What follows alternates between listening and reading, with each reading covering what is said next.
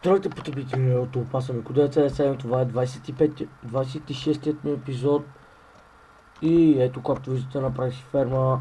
Преди бяха тук двете ферми и сега ще направих ферма, тук е крави фермата и ето имам 3 крави, трябва да ги размножа и сега отиваме при фермите за пилета и прасета и ето ги.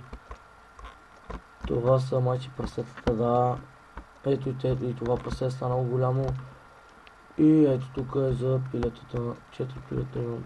Ай, яйца има, бе. Да ги вземем, да ги щупим. Не. Не. Да. Не. Ми 5 пилета станаха. И сега да отидем да обереме фермите, които са много. И видим какво ще излезе. И ето, който не е видял. Никой не е видял фермата ми, защото не съм снимал клип. Тук са морковите, сега скачвам да оберем първо картофите. Всички са станали. Ето картофки. Ще трябва да си изпечем някаква храна. Въпреки съжалявам, че не игра с зомбита, защото много ме дразнат.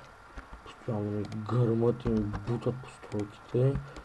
3 пъти умирах, губих левел 30, 2 пъти. Едното не беше озрял и аз го обрах и айде гнил картоф, майка му да ева. И ето, както виждате, събираме си картофите, да си оправим нивата. И ето, и виждате, даже остават картофи, това е хубаво, защото има и ние какво да дадем някога, когато пусна на твърди с дитогни картофи. И сега ще засадим картофите, после ще слезем при морковите, ще ги засадим по тях и после пшеницата ще засадим и нея. Тук има още картоф, тук има още няколко картофа. Ето ги, тук ще отопък не става да сложим нещо пълно всъщност. Или ще стане. И ще трябва да вземем 64. Тук да му се не види. И ето брахме фермите от картофи. Останаха 60 картофа, които ще са за ядене. Сега морковите. Един морков. Два моркова. Три моркова. Нещо много малко, 5 моркова. Много малко моркови ми пуска, бе.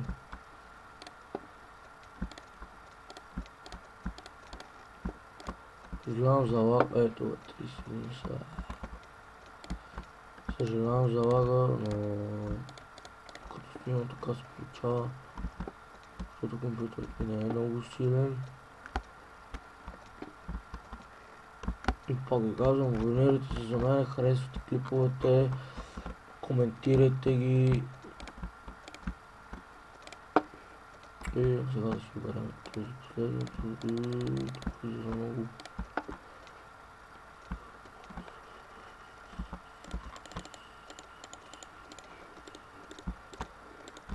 И сега се чуда къде да направя още една ферма за пшеница, защото има много сидове.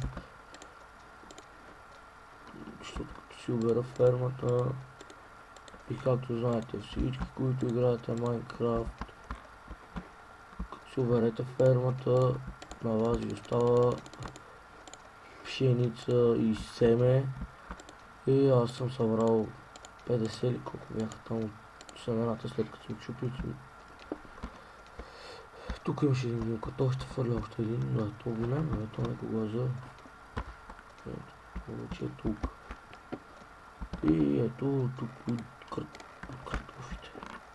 Картофите ми останаха 60 картофа, от морковите са 50, за съжаление. И стигаме до тази ферма, която не е озряла навсякъде, за да обереме този ред на озрял. Вижте го обереме, вижте колко са, една ми пуска само. И ето такова водата имаше още семе. От един ред имам 12 семена.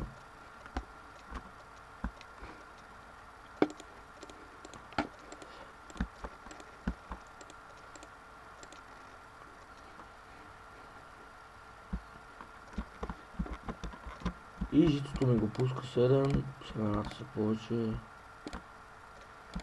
Както винаги, 16 семена събрах на 20 секунди. И за това се чудя къде да направя още една такава ферма, като тази. Същата, но да е по-мащабна, да е по-голема. Да е 50 на 50 купчета на 40 или 50 на 50 или някъде тук. Къде толкова купчета, за да стане по-голяма. И да мое.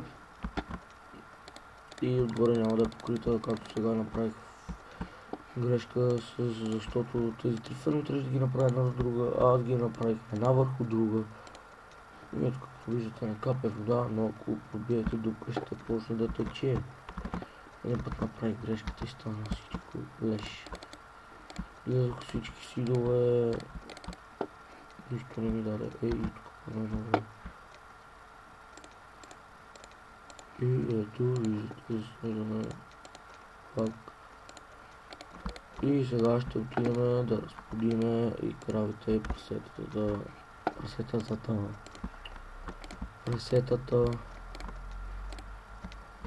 И другият епизод, който ще направя, може би след този ще направим ферма за бамбук. Като виждате, има много бамбук.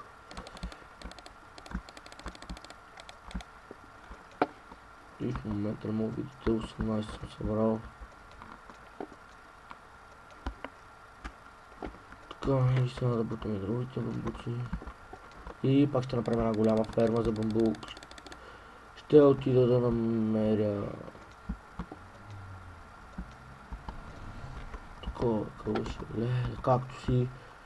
И ето 40 бамбук събрах. И сега викам да спирам клипът вече. Само да видите семената. Вижте само колко семена имам. От тези семена имам стаки 7, а бамбук имам почти 2 стака. Пшеници имам 53, имам 2 стака моркови, 2 стака картофи. И благодаря, че ме гледахте, аз съм Милко 977.